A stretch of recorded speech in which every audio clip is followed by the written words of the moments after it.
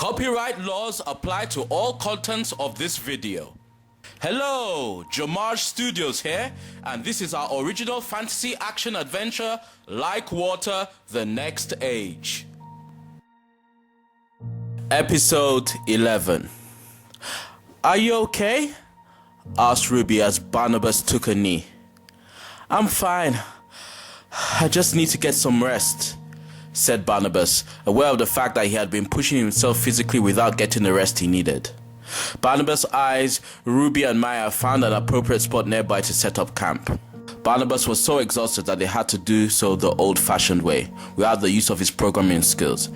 Instead, at the amazement of Maya, they relied on the use of Ai's physical gifts as well as her flawless survival skills.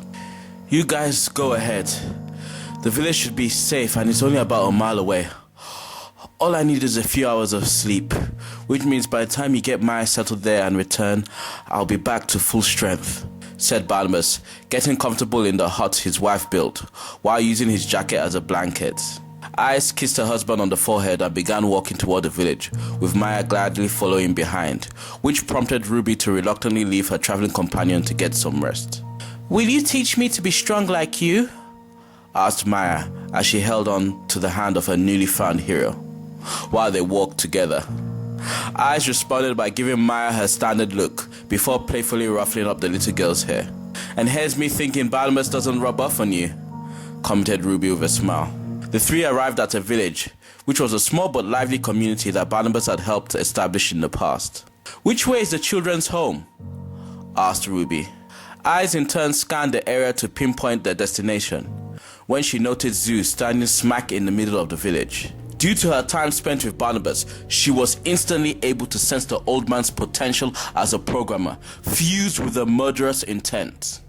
Eyes gently guided Maya to Ruby, who could see something was wrong, and said, "Run." At this point, Zoo began to unleash a huge variety of elemental attacks on the entire village, with a total disregard for life. Eyes in turn began to walk towards Zoo while drawing her sword. Her walk became a light jog, before evolving into a full-blown run-up. Eyes leaped at Zoo, who without even looking at her, unleashed a flurry of elemental attacks, including earth, fire, and water.